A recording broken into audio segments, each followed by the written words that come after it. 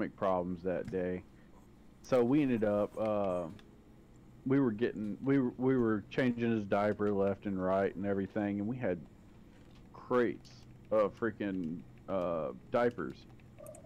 If you are down to 2 or 3 diapers in a diaper bag, just go ahead and buy more. You're gonna use them eventually anyways. So we had finally gotten down to his last diaper, and we're like, let's just go home. We got a ton of diapers at the house. Yeah, we'll be fine. We live 5 minutes away. Nope, didn't even make it home. So next thing you know, we're like, okay, 2 minutes away from the house. We'll make it. It'll be all right. So we threw his pants on him, let him go commando for that 2 minutes, all the way up his back, into his hair, everywhere, and it was. Yeah. And we're like trying to take him out of the car seat without getting it on us, so that we could throw him in the bath. Oh my gosh, man, that was just like, and it smelled horrid, absolutely. It's like, oh, you forgot diaper about the rip. I've good. never. Dude. My kids have never. That was the only time my kids have ever made me gag from their stench, and it was bad. Now my daughter. Let me tell you something. Having a girl is changing their diaper. It's so confusing for men at first, because it's just like you have to get every single crevice clean. Yeah. Otherwise, they're gonna get a freaking UTI. Mm-hmm. Did you ever have to take them in for a UTI test? I'm sure we did. So, with a boy, pretty easy. You just put this like little bag over his, over his junk, and then when he pees, it's collected. Well, with a girl, it's a lot harder. So they put this like bag basically over the area, and then they have like it sticks to their thighs and they're everywhere, so they can catch the urine. And I'm in the hospital with my daughter, feeding her a bottle for like an hour and a half, trying to get her just to go pee, basically, because that's how, that's how it's gonna, yeah, the so UTI is gonna get tested. Yeah. Dude, it was bad. And then my wife's like, you need to make sure that, you're doing this and this, and I'm like, dude, I was like, I'm still learning, bro. And they were like, well, there's no learning. You just do. And I'm like, but yeah, nah, dude, definitely. Yeah, kids are crazy. Kids are resilient too, like which is funny because, like I said, I have a G-shaped couch, so we have these long beds on the couch where you can lay down, and it's basically like a twin size bed. And my daughter walks up, and my dog, a little dog, is sitting there right at the edge. My daughter walks up and double fisted just grabs like her like right on her back and just grabs it for everything that she's got. The dog is like jumps over the couch, drags my daughter with her, and I'm like, oh my god. And I'm like, please be okay. And I'm like sitting there, I'm like, oh my god, I'm like the worst dad ever. Yeah, it was fun. Super fun. I remember my son was 2 years old. I had just opened up a beer, and and keep in mind, I didn't use a whole lot of baby locks. I probably could have saved myself a lot of trouble, but I had just opened up a beer, and Megan asked me to do something, so I threw it back in the fridge real quick, keep it cold. I'll come back to it. I come walking around the corner. We were living in an apartment at the time. I come walking around the corner and from the hallway, and my son's literally standing there with the fridge open, grabbed that beer and just started chugging that thing. Fucking badass. I about jumped over that counter and everything, and And again, Mama was pissed, but you'll deal with that a lot. I'm just saying, everything you do is wrong. If you think everything you do is wrong now, everything you do is wrong. Oh yeah, not everything. I dealt with all that. That's why I don't. That's why I stopped like chilling with my brother and stuff, because I felt bad. Like it was, you don't want to 100% stop living, but for like a little bit, like you kind of have to. Mm-hmm. And like, so I stopped. I stopped hanging out with I stopped hanging out with my brother, because we used to go once a week and go to his house, and we would just chill, and we'd have some beers and stuff like that. But then I was made to feel bad because like I was not being with the family, and I'm like, man, like, can't a brother get a break? Like, shit. Yep, you're either working or you're at home with the baby. That's your life. Yeah, because that's how it's gonna be with me, man. The wife works, and I just sit back and collect my money. So, but I know it's gonna come to that point where I'm just gonna be like at the house the whole fucking day, and I'm gonna be like, holy fuck, like I gotta raise this motherfucker, whatever the fuck it is. So, and I already told the mother-in-law, I'm like, you're moving in. I told her straight, you moving to fucking when this kid's here, because you're gonna help me change some diapers, nigga. You know what I mean? You're gonna train me up real quick to get shit going. Yeah, good luck with that. Yeah, What you mean, to get trained up? No, just trying to pawn all the diapers off. Good luck with that. Shit, bro. That bitch already said yes, nigga. She excited. She happy, nigga. We Mexican, we Mexican. Remember that shit, bro. She's happy for the first little bit, and then she's gonna be like, all right. Shit, she gonna change her diaper because I'm gonna hold a gun to her head and shit. But then it's gonna turn into her telling your wife he doesn't ever change any diapers, and it's getting frustrating, and that she's just got to go back to her own place, and then your wife is gonna be pissed off because the little help y'all did have is out the door just because you refuse to change a diaper. I'm telling you, it's no matter what you do, you're gonna be at fault. Oh yeah, 100%. Shit, boy, I'm already at fault now, so it ain't gonna change much. I know what you mean, though. Dude, I sat there. Let it be your fault. Let it be your fault with another infant's life. Oh yeah, and you know what, dude? One big one. Okay, is when you're sleeping. Okay, and you're just chilling. You're sleeping. You're doing your thing. If that baby wakes up and you don't get up first, or even if she's gonna get up and she's gonna get up because she's gonna go feed.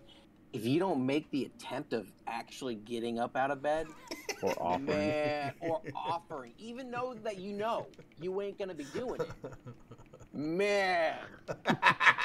So you guys pretty much are telling me if I look her in the eyes, I'm gonna be at fault. If I don't look her at the eyes, I'm gonna be at fault. That's pretty much what I'm fucking gathering. What I did, this is how I saved a lot of my life, right? Baby, I'd hear it. Oh shit. Oh no, honey, I got this. Get up, pick up the baby, walk around a little bit, and then she comes. She's like, "Oh, just give me the baby." And I'm like, "All right." So then I sit next to her on the couch, and I'm sitting there, and I knew in my head, I ain't doing nothing. What? Turn on. What is a lying girl? Man,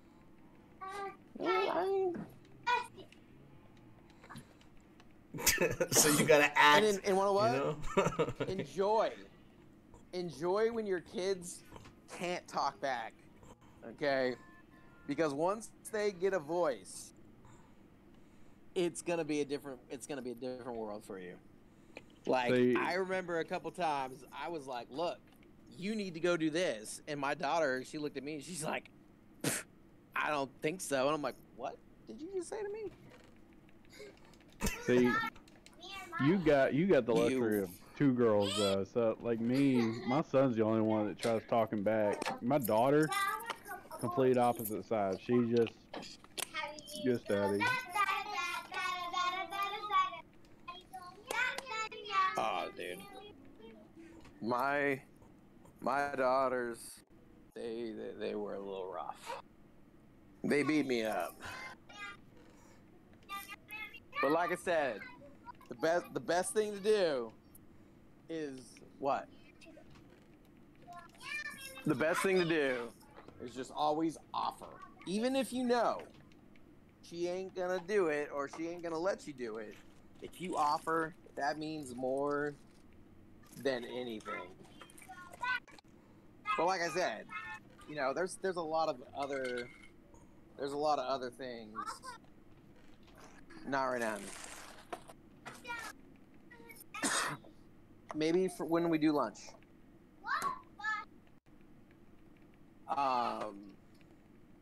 One thing that you want to kind of prep for is like some women get postpartum. Yeah. So they get like very emotional, and they're kind of like, what you want to be there for her, because that is like, some women have said like that is like the worst. And my wife had it, and I didn't know like that she was going through that, because I didn't really know what it was. So yeah, so postpartum can go to the extreme too. Yeah, like there's some that will actually try to hurt their kid and everything just because they resent or something, or they're depressed. I don't think it's like resent. I think a lot of it is just they just get weird. Like, the saying, pick and choose your battles. Yeah, you got to pick and choose very carefully, because like you said, the first 6 months, that's probably the hardest. After that, you've got a rhythm, everything's kind of calmed down. You know what you're doing most of the time. Yeah, basically. I mean, now the second kid, I'd say probably the second kid actually wasn't so bad, for me anyways, because it's just like you don't have to worry about the thought of, I had all this freedom before, and you don't really have any freedom with the second kid, so it was taken away with the first. So your cherry was already popped with the first one, is what you're saying. So the second one is not too bad. Yeah. At least for me. I mean, it depends too, because like for me, it was the first both times around. I had my son and then I had my daughter, so it was like I was relearning all over again.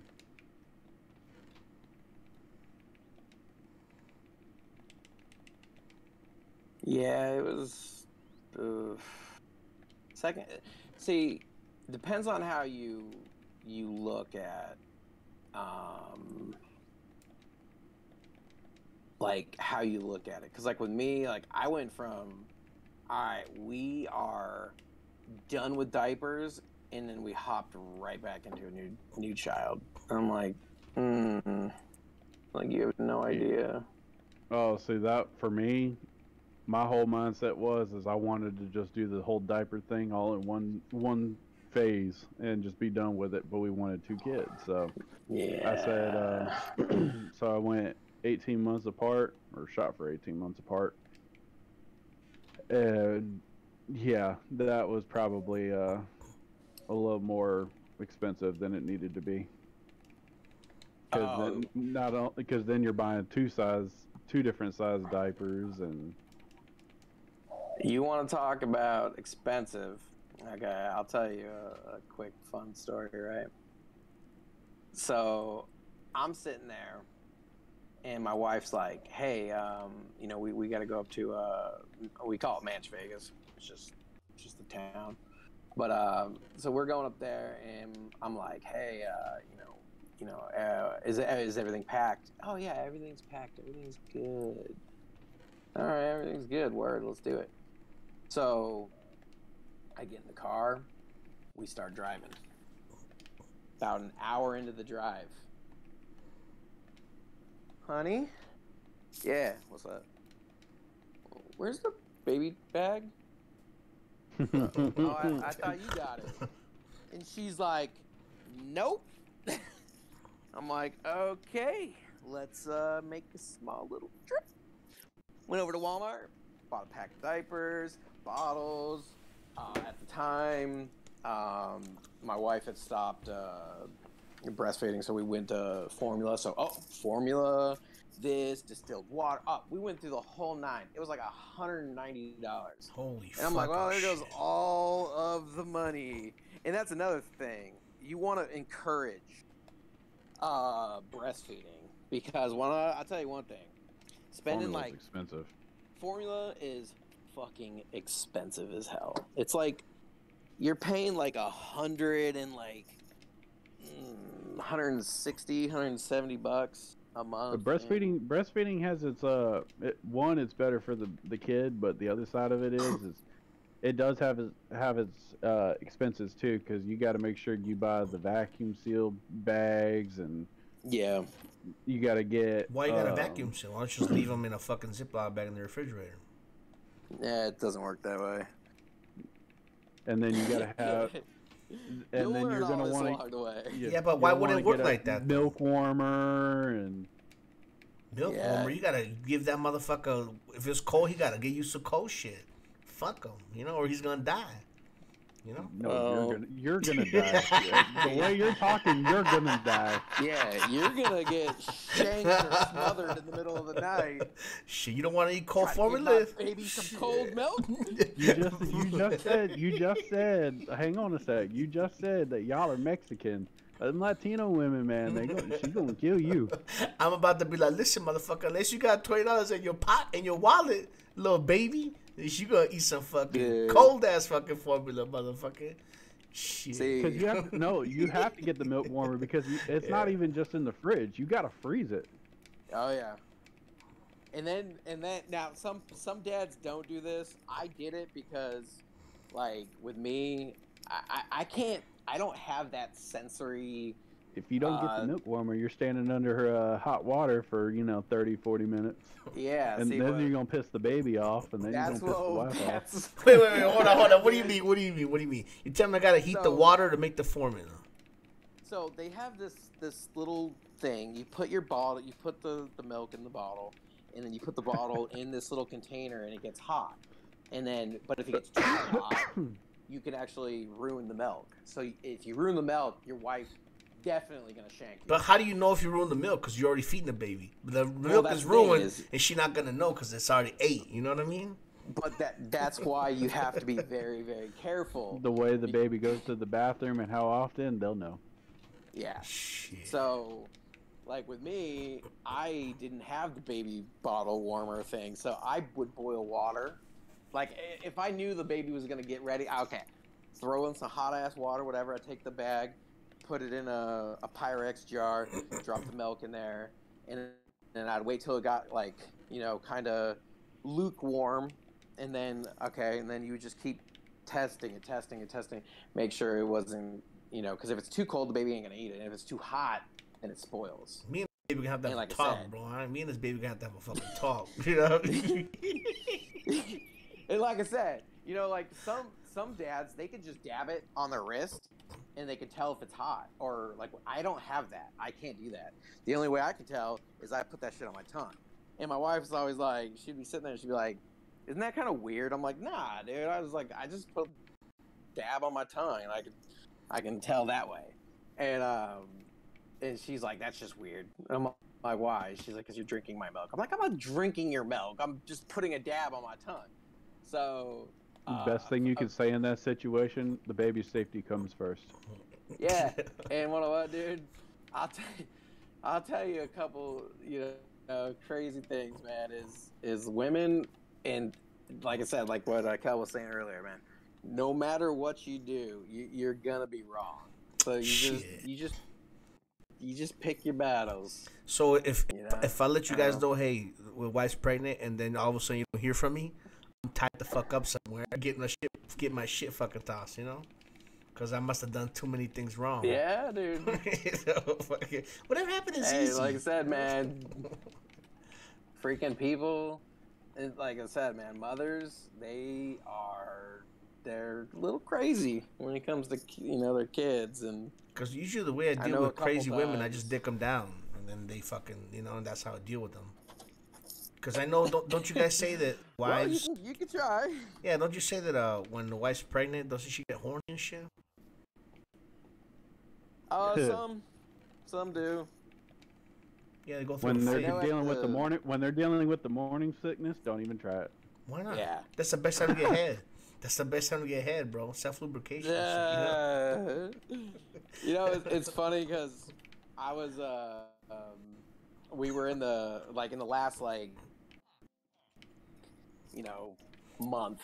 My doctor was like, there's some ways, people like what they like to do is when they're like 9 months pregnant, they They're like getting to anxious to and go in.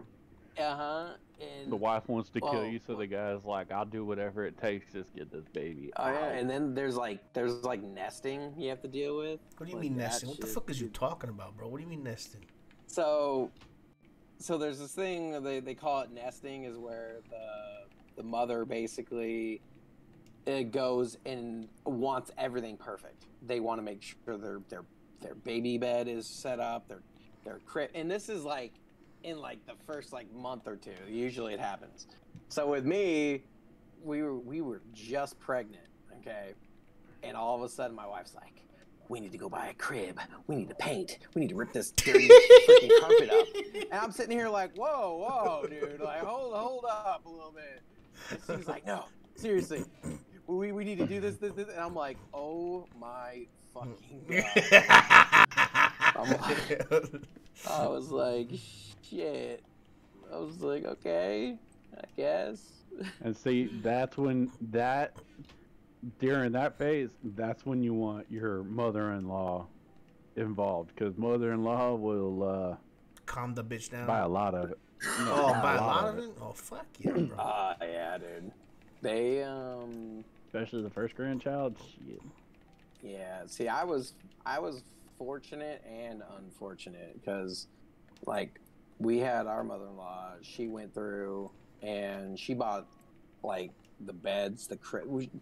Do not buy the forever bed. Okay, I'll tell you that much. Why not? Because it's not good. It doesn't. Is that a bed that's supposed to last forever?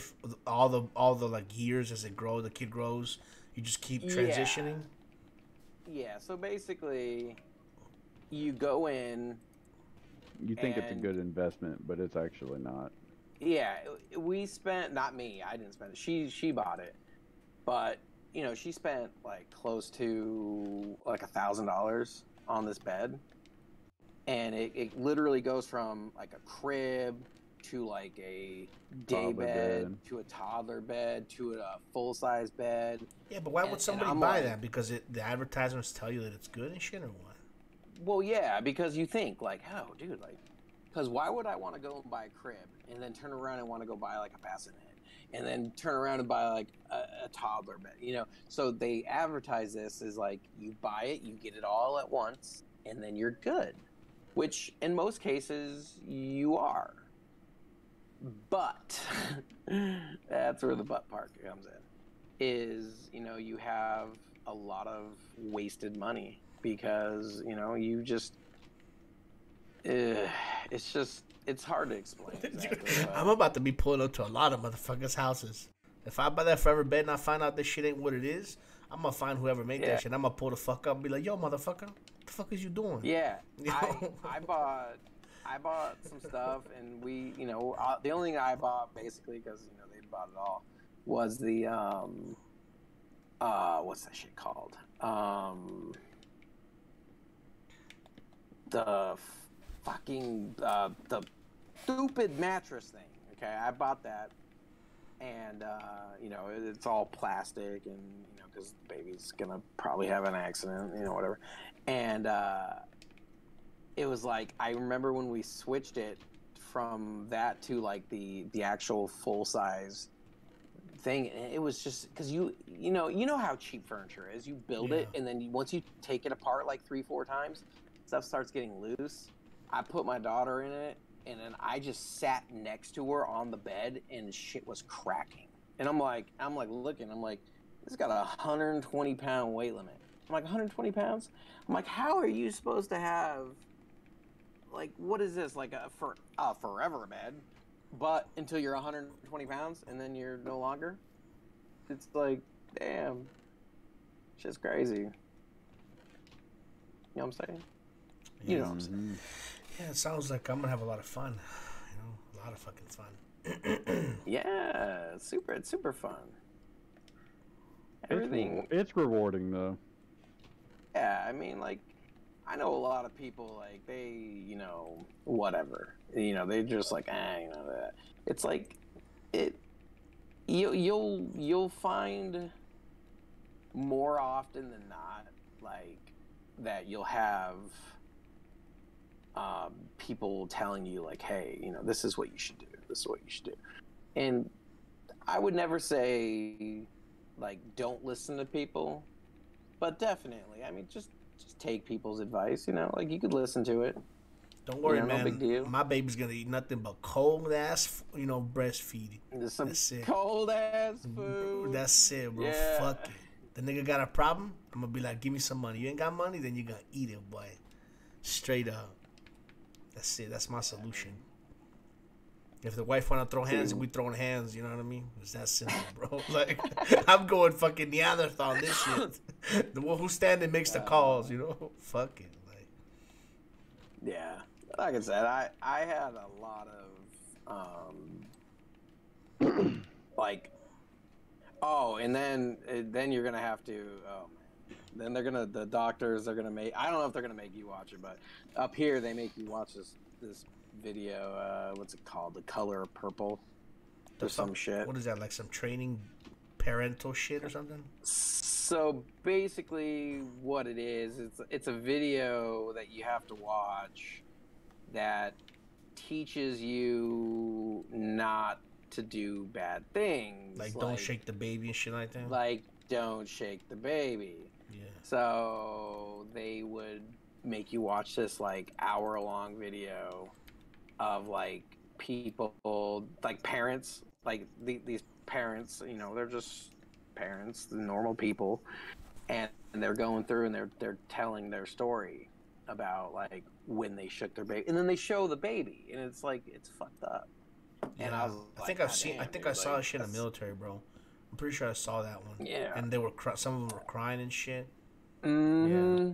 And, like, you know, I had this guy at my work. He was a victim of shaken baby syndrome, and, like, he's like a normal guy. He's just he looks like he's just fucked up, and it's like, damn. It's, like, kind of crazy. It's just how it all. Because in the military, they made us watch happens. videos like that, and they made us, like, even if you're not pregnant, they always make you, like, hey, if you're pissed off, just put the baby down, go walk it off 30, 40 seconds, and then come back. You know, don't ever shake the baby and shit. So, I was alone. It was like probably my 5th or 6th time being alone with the baby. And I could not get this baby to stop crying.